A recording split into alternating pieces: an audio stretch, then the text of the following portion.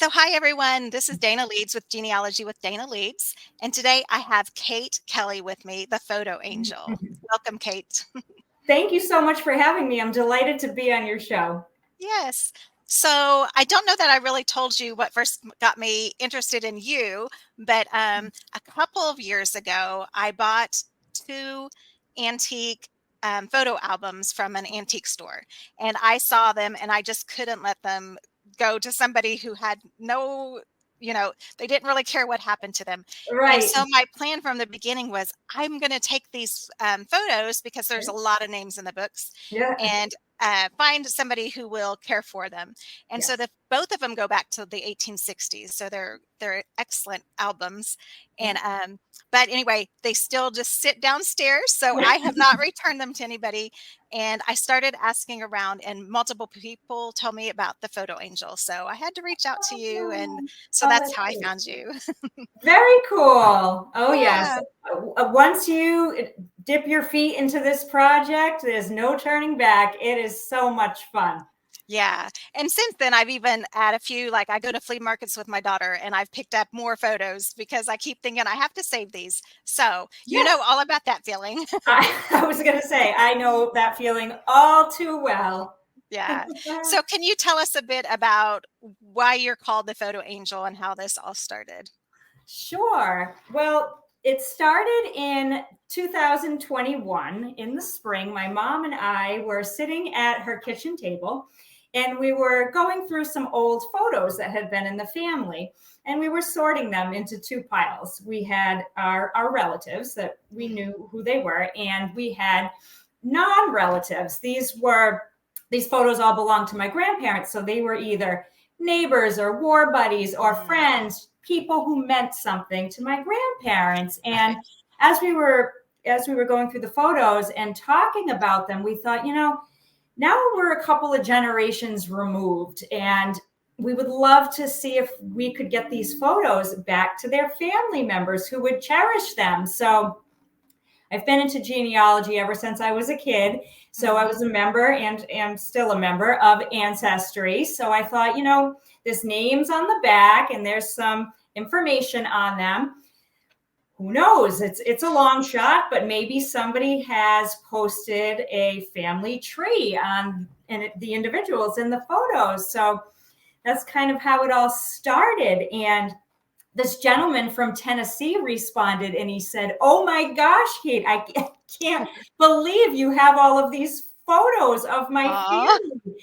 I know, he was going through all of the photos and identifying his relationship to these Mm. people. And some of the photos in the collection were of his ancestors that he had never seen before. So Wow. I'm like, well, what's your address? I mean, clearly they belong with you. And he said, oh, please send me half and send the other half to my cousin in California, who's also a genealogy buff. And Wow. so, yeah, it was just, such a wonderful feeling. And I thought, oh yeah, I mean, there's something to this. So I'm a school teacher. So at the time there was an antique store down the street from my school. And I thought, maybe there are some photos that are labeled in the antique store that need homes. So that's what I did one day after school. And I was, on the floor going through the dusty boxes in the antique store and putting aside all of the photos that had first name, last name, location. That's the recipe generally for Okay. success. And so I just repeated the process, and these success stories started rolling in. And I thought, oh my gosh,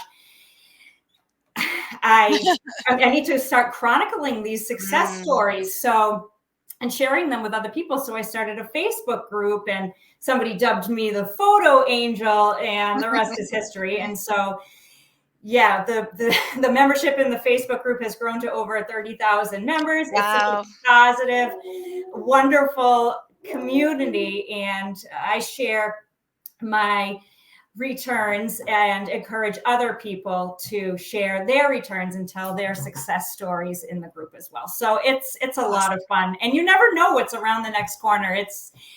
really, it took on a whole life of its own, and it was a complete surprise to me. I love that. Yeah. I had not really thought about that. So in my dad's side of the family, we've got a few photos of his parents, Okay. friends and stuff that Mhm. he knows their names and everything. So I need Yeah. to research that. I mean, my ancestors are in them too, but I could make copies and share. And then my husband's grandfather was in World War II, and he Yep. has photos of his buddies that I'm sure I could research. So Right. that would be really fun to get those back to people who might Right. not have those photos or probably don't. Right. And I mean, I Yeah. would love it if somebody reached out to me and said, "Hey, I have a photo of your great grandmother." Oh, yeah. That would be like hitting the lottery to us genealogy buffs. So, Yes, yeah, yes. yeah. Well, that's awesome. So I'm Yeah. curious, how much time do you spend on this? Like, I'm guessing there's 2 seasons or maybe more, but summertime since you're a teacher Right. and school time.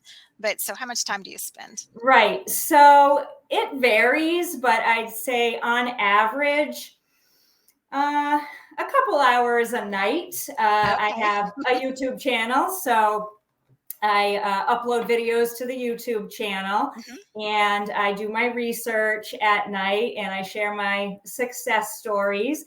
On the weekends, I like to visit antique stores to Nice. collect more photos or other pieces of ephemera with identifiable information on them to return to family members. And of course, the summer, I have much more of an opportunity to really delve deep into the project. Nice. And so Yeah. do you find most antique stores, or how do you find antique stores that have photos in them? I find them to be hit or miss. Okay. But please don't get discouraged. Those of you who are watching this who are new to the Photo Angel Project, they're out there, but perseverance is key. So, for example, you might find a box of photos at an antique store, Mm-hmm. and as you're thumbing through them, there's no names on them. And it can be discouraging because you're like, oh, I really want to return these Yes. photos, but you need a starting point. You have Mhm. to have something on it. So just keep trying and try different antique stores. Go back to the same ones after a period of time, and Mhm. because they're always getting new inventory, and they're out Yeah. there. I've found them in the field, if you will, and people have donated them to the Photo Angel Project. It's so fun coming home from school and checking the mail to Aw, see what's in there, and nice. it's so much fun. People have been Nice. extremely generous. They'll send me photos that they have in their own personal collections that they want me to find homes for, or they'll go to antique stores and find the label photos and donate them to the project. So Wow, very yeah, nice. and I give them credit when I meet with success and Mhm. make sure that people know that they were the ones who donated the photos to the project. Very nice. Yeah. So I had an interesting thing happen. So I was in New York City where my daughter lives, and we were at a flea market. Yeah. And so I found some of those boxes of photos, and I was Yeah. flipping through, and I was looking. I didn't know that I look for names that are unusual. I really haven't been paying attention to whether or not there's a city, but I guess Mhm. often there's like a stamp that says, where Right. the photo was took place. Hmm. But so I picked out like 5 or 6, and then I asked the guy how much because they're not labeled, and he's going through them. He's like, "Ah, this one has a mustache, so it's like $4 instead of $3." And I'm Oh, like, "Really?" He's like, "Oh yeah, anytime there's facial hair, they're worth more." So oh, that's a new one. I had not heard that before. Oh, how well, funny. at least in New York City, that's what this guy's going Oh by. my So goodness. Oh yeah, my I guess goodness. they're more valuable to the crafters out there, whoever else is buying them up. So That is very interesting. That's a new one. yes, yes.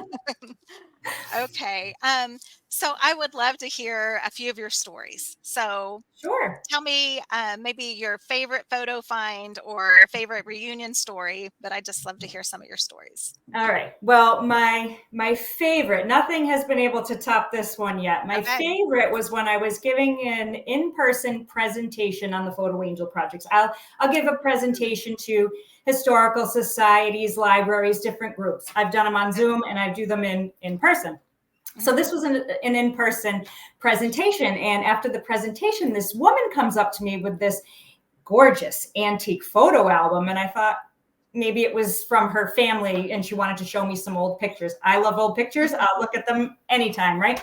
So she comes up to me with this album and she starts flipping through the album and explaining to me that she had purchased it about 50 years ago from an antique store. And 50 or 15?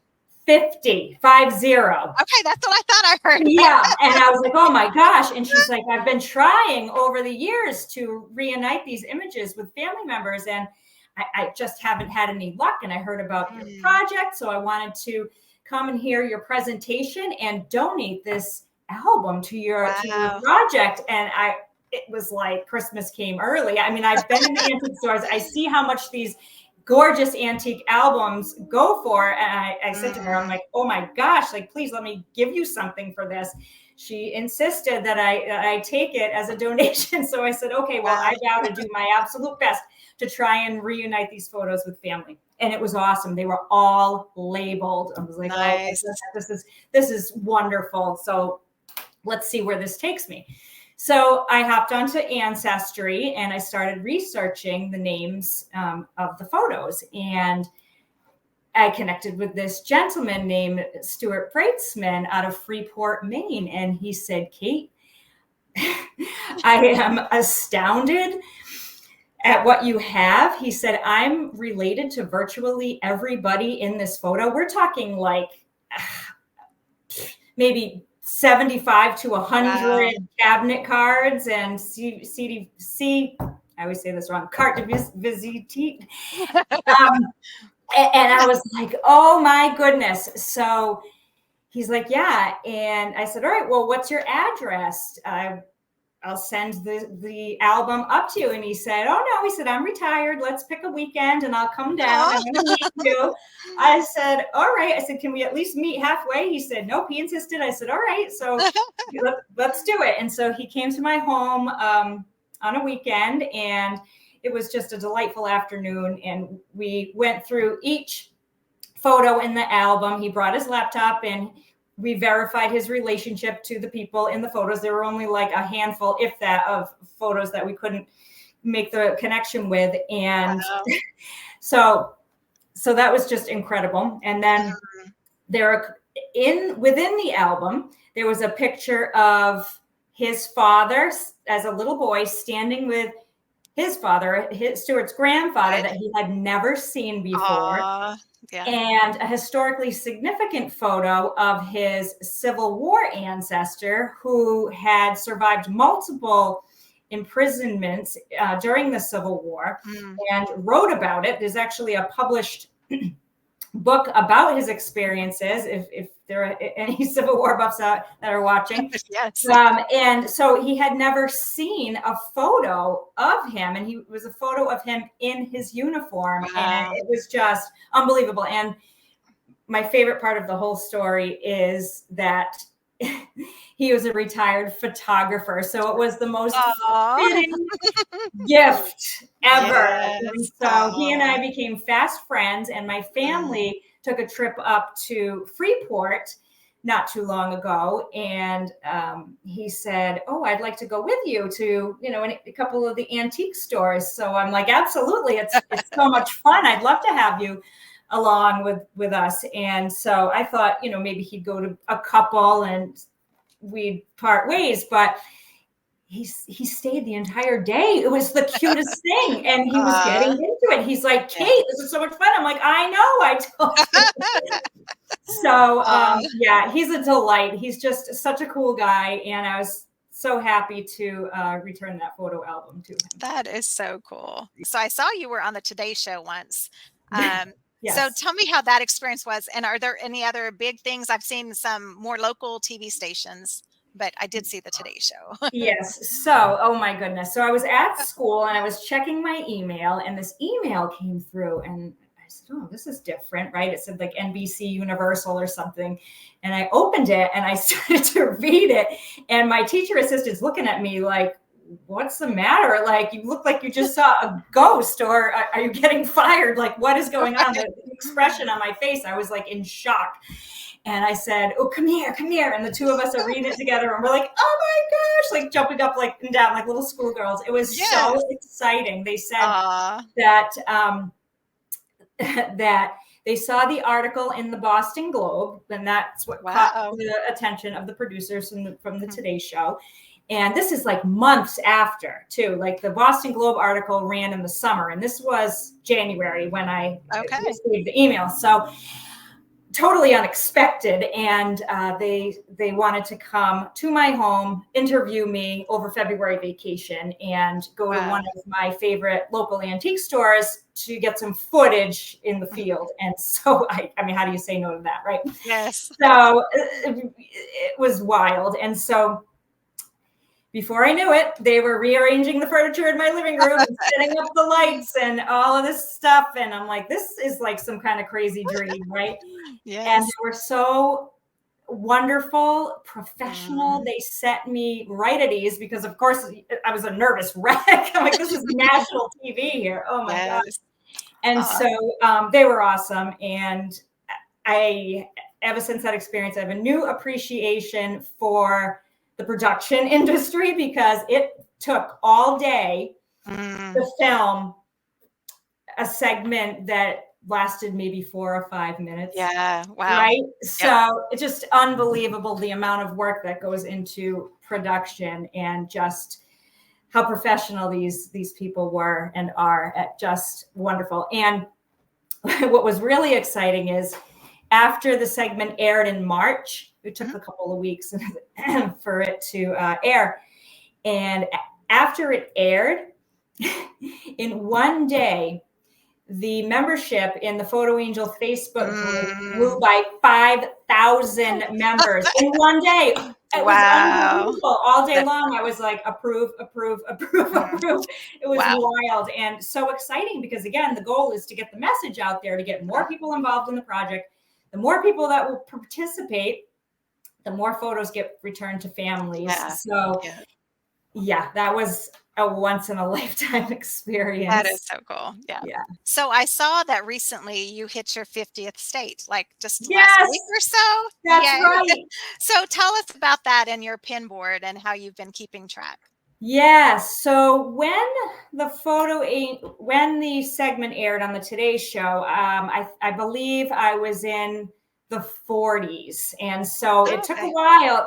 So it really took off, and I was returning photos to all different states and multiple times. And but then toward the end, it took like a while to get the last few, right? And so because the recipient had to be from the state that I was going to pin, not the photo. Gotcha. Location. So where you're actually mailing. Yes.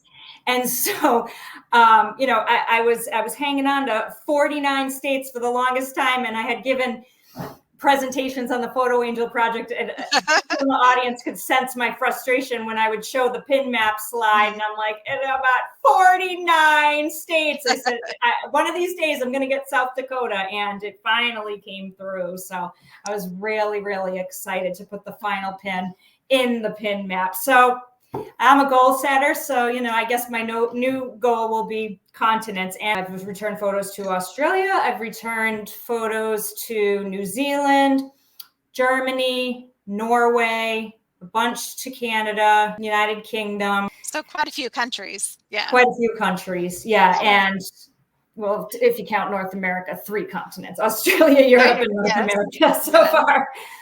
Okay, so you mentioned that you like to see first and last names and a place. Yes. So can you tell us a little bit more about how you use that information and what other kinds of information can be helpful that you see on the back of photos?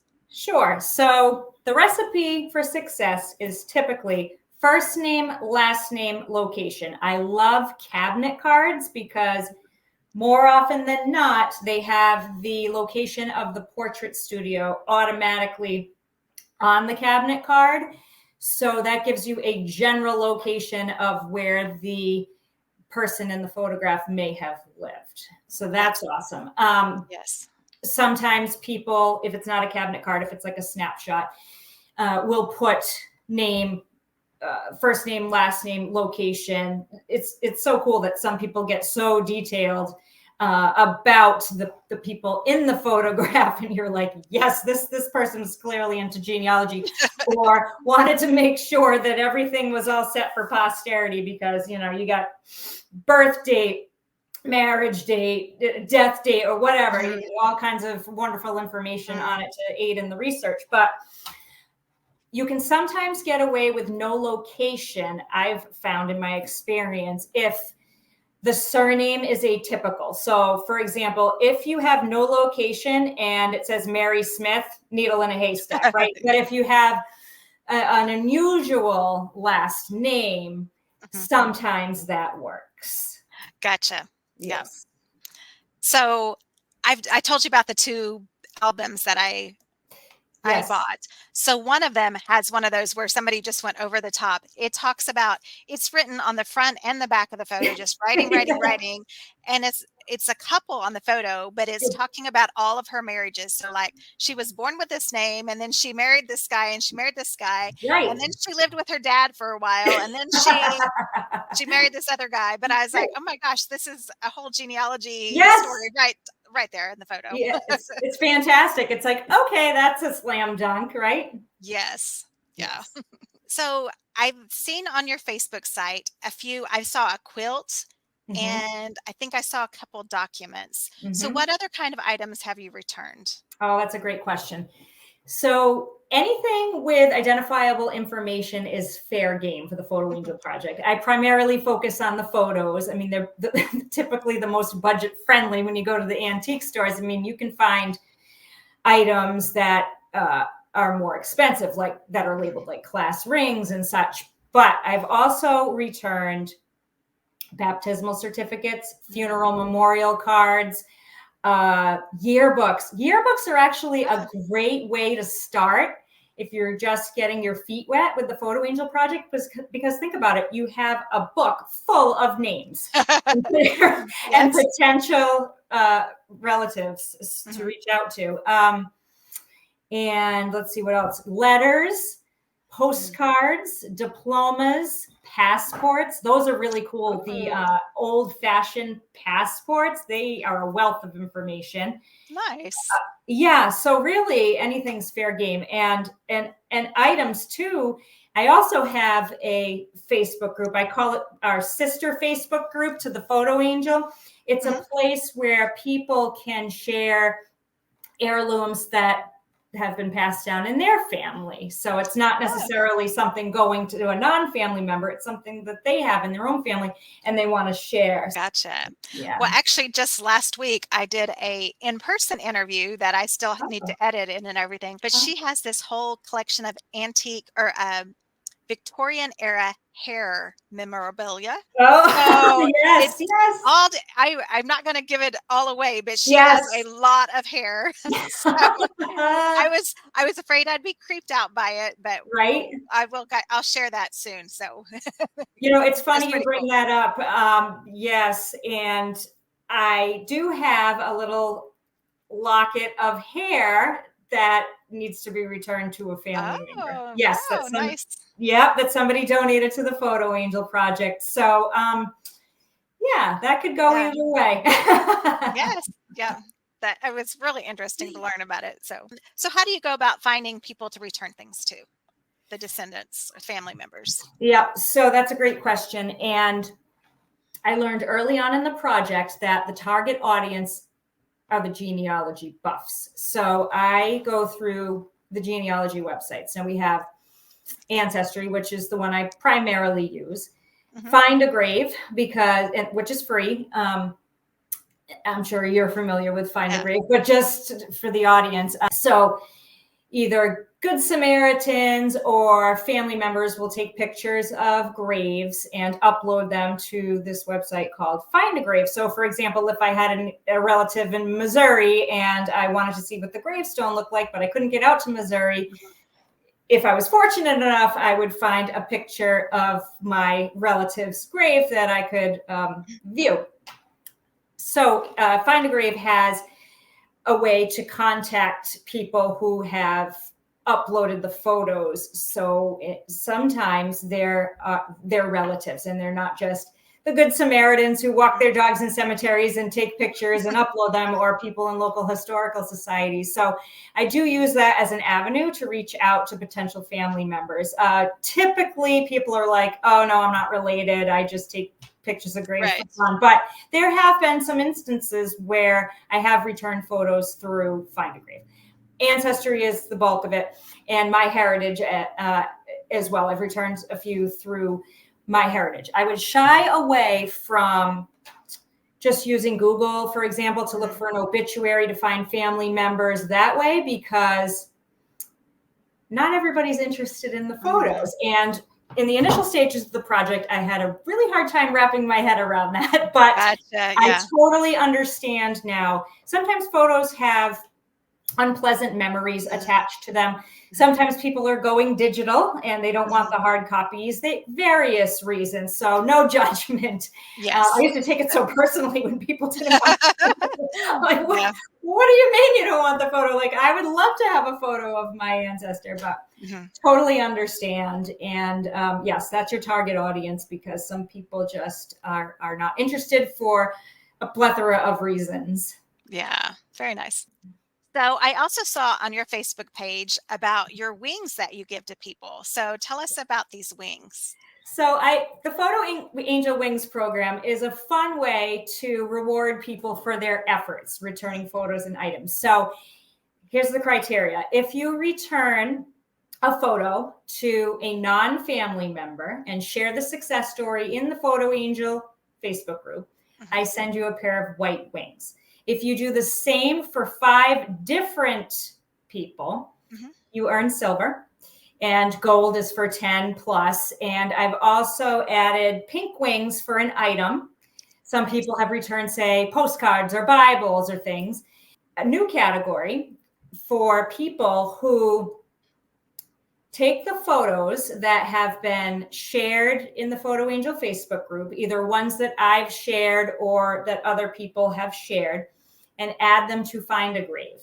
Nice. And yeah, I just ask that they share a little piece that says something about the Photo Angel project, share it on behalf of the Photo Angel project or something of that nature. And so somebody earned their first pair of Find a Grave wings. Nice. And people they get excited about it, and they like to show off their wings, because I ask people if they want, to send a picture of themselves with their wings for social media, and most people oblige. So and it encourages other people when they see that. Ooh, what are these wings about? Tell me more about this. It's just fun, and it's just a fun way to encourage people to join. Yeah, absolutely. Well, I'm going to try to earn my wings. Yes. So, I will earn my wings. So, yeah. So that brings us to the next section is I did, as I mentioned, so I believe all of these were photos I got in New York City, but now I'm not actually quite sure. Yeah. But I selected some. And so this week I've been going through them, and some of them I've already identified. I've reached out to some people on Ancestry. I didn't check today, but I hadn't heard back yesterday. But there's a few I'm like, oh, I don't know that there's enough information. These names are a little too generic. So I wanted to get an expert's opinion. So, okay. So we're going to give that a try. Okay. So, so here's a couple. I think I've got maybe 8 or so photos here, but I just kind of wanted to flip through those. So here's one. And on the back, it says Gayland McGinnis. And that sounds like a pretty unusual name. There's no place. Yeah, I agree. And this is one I haven't started working for yet. So I'm not sure, but would this have been a photo you would have picked up, or would you have likely passed because there's not a place? No, I think that falls under the atypical name category. Yes. Very good. Okay. And then we have her. Oh, very nice. And we've got an address and everything. Oh, and I like the middle initial. That's always good. Yeah. But we've got this address. Anyway, I'm sure I'll figure out what this is. Something Drexel Avenue. but I think this one's a pretty yeah. good, I would pretty good probably one. Google some of that and figure it out and then reach Yeah. out. Yeah, that's a good one. Yeah. I know also one of the other ones I've been working on, I Googled the address. I mean, not Googled, in newspapers.com, I entered the address and the Yep. last name, and I found something there. I Oh, think we're that's going to get to that one. I'm glad you brought that up. I do use newspapers.com consistently because I like to tell the story of the person that, in the photo. So newspapers.com is awesome for obituaries and all sorts of articles on the person. Nice. Yeah.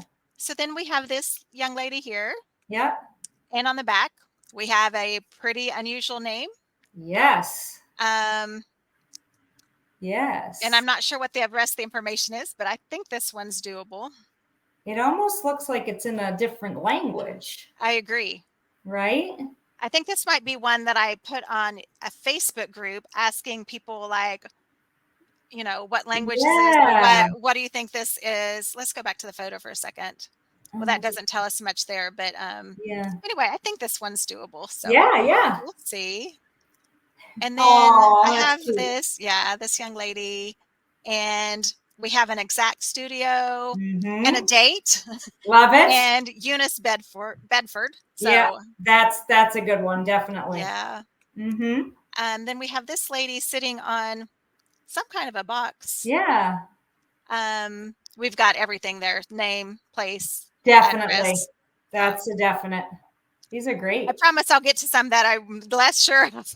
Yeah. So we've got these two ladies that look very much like sisters or something. They look very similar.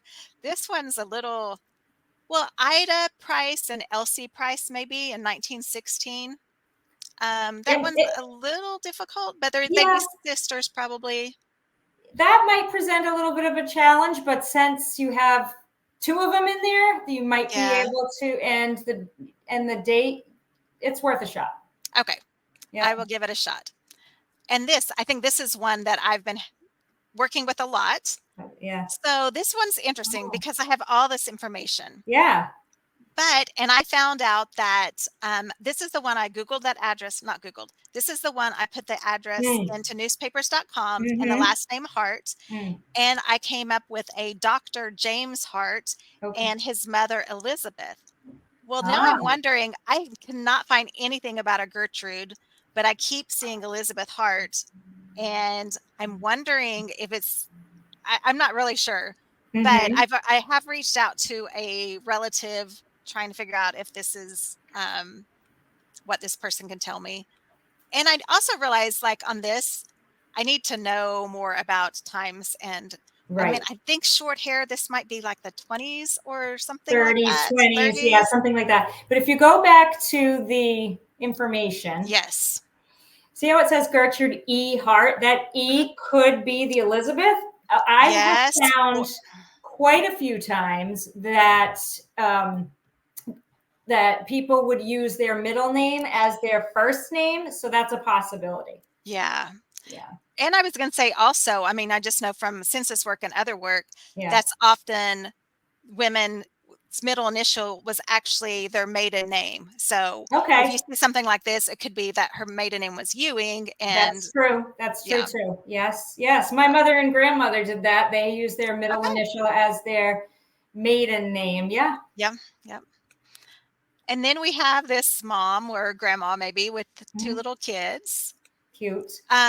This one I've struggled with. It's Detroit. That's that's a specific place. Yes. Specific date, but there's no last name. And I see. Yeah. Yeah, that's tricky. All names.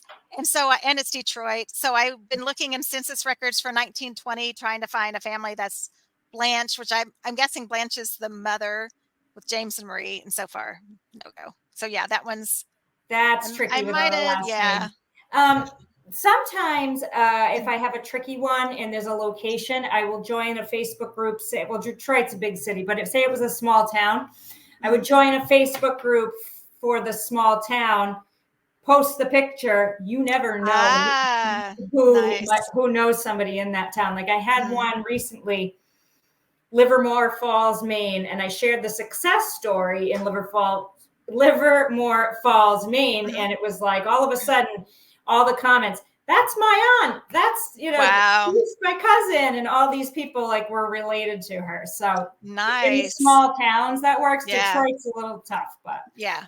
yeah. Okay. Well, we'll see. Yeah, those are great examples. Oh, look at this one. I love Thank it. you. Yeah. So again, most of them have, I don't know what time frame this is. Could be 40s, maybe. I was going to guess 40s, but Yeah, I'm could be like, I 30s feel or like 40s. very newbie. So Yeah. 40s, I am thinking Ish, about yeah. 40s. And I was like, oh, these names, Yeah. but some of them you can't hardly read. So we've got like Marie, Yeah. COWL something. But we've got this Zella, Yeah. Jamie something. So I'm hopeful. And we have a date here and something. Oh, this I think says Wisconsin, and actually a lot of the photos. Okay. I think I was finding a lot of Wisconsin when I've been researching these people. So Okay. All right. I love this photo. That is really cool. Very They're dapper. so cute. In the car in the background. Yes, I love old cars. So yeah, I love this Right. photo. And I've been working on this because I think that last name is Voiles, Voiles. Yes. Good So one. Ruth Yep. J and Clyde Voiles. Yep. That passes the unusual name test. Yep. So I've just very little bit dabbled in this, but I'm hopeful on this one. So yeah. Oh. yes, I love this one, but I think this one might be out of my league. Okay. I don't know what this Elko is. I didn't notice that earlier. What is it? Elko is in each corner. That might be a photographer. Oh, yeah. Yeah, it could be. But it's William. Oh, I just noticed. This is like when you're talking with somebody. I thought it was William Randall and Bill Hackett. And I was like, I wonder why. Yeah. But it's William, Randall, and Oh, Bill. yes. So that makes so much. Now I know they're all last name. What was it, Hackett? Yes. Oh, I think maybe this will be doable now. That is especially a with a very Randall cute Hackett. photo. I would love to have that. Yes. That's great. But I was looking for a guy named William Randall. Yeah, and a guy named happened Bill to me Hackett. a few times.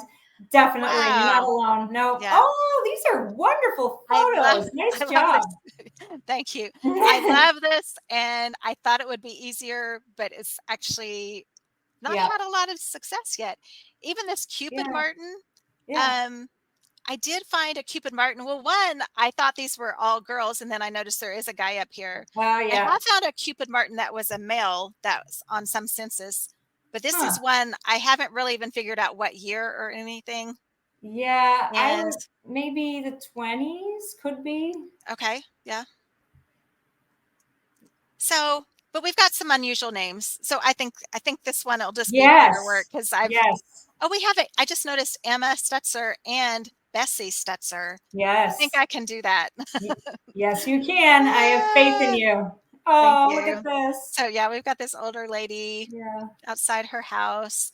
And we've got many Olsenberger grandmas.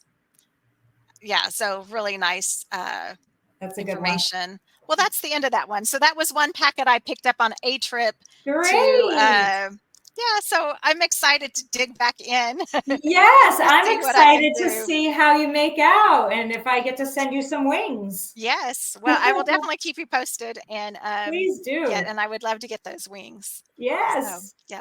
You have your Facebook group and I know people get involved there. So how much do you charge if somebody has something and you're sending it back to them, but how much does this cost? Right. So I do not charge for return photos to family members. It's my labor of love, but I have to tell you that people have been extremely generous. They will send me stamps to help with the mailing.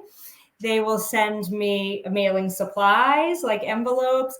They will send monetary donations. They'll send actual photos for me to research and return to families. And sometimes items.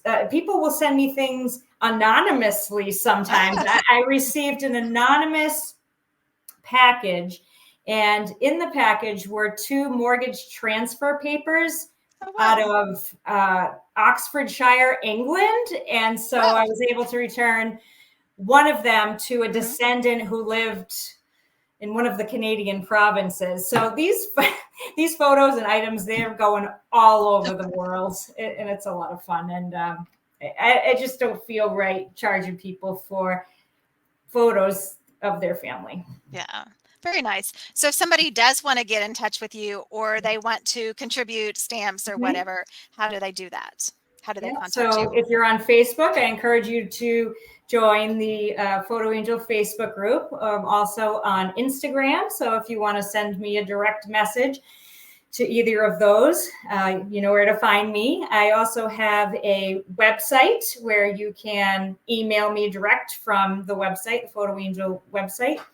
And I'm also on the Photo Angel YouTube channel, and I'm almost at 200,000 views. I'm at like Wow. 199,285 as of today. So Wow. I think by tomorrow morning, I'm hoping it'll be at 200,000 views. And so I Nice. try to put out content daily.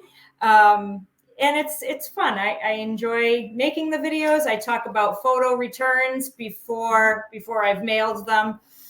And I take footage of my shopping experiences and add those videos to the YouTube channel. And sometimes I'll mix it up and throw in like a little tour of the office or just different things. Nice. So Yeah.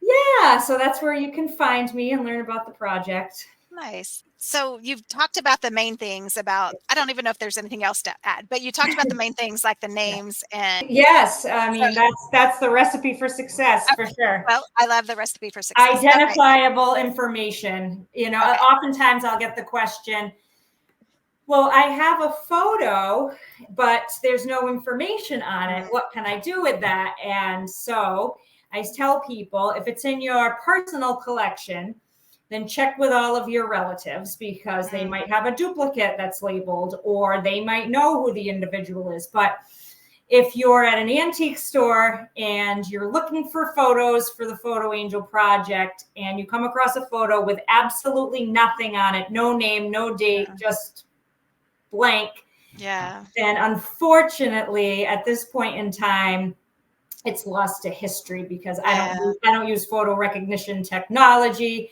or anything of that sort. So Yeah. you have to have a starting point. You have to have some Right. information on it. Yeah. And it's kind of sad how many photos are lost to history as far as we will never know who they were. But there are so many photos out there that do have names that are just waiting Yes, for us to pick up and figure out a that's family right. member to send them to and restore that family Right. heritage to them. So, That's yeah, right. so we can That's make right. a difference.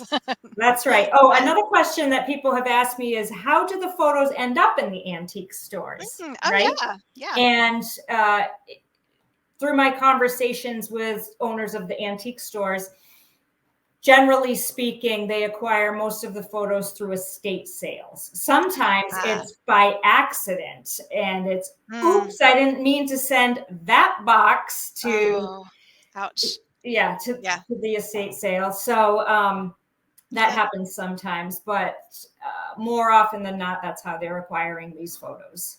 Wow. Mm-hmm. Well, those are sad stories, I but know, mostly this has all been a very exciting, happy story that for you're sure. making such a difference. Your viewers are making such a difference, and we can all make a difference. Thank So, you. thanks, Kate, for being with us today. And I've Oh, really thank enjoyed talking with you and getting to know your yes, story and yes. how we can all make a difference. So, Thank you so much, Dana. I loved being on your show. thank you.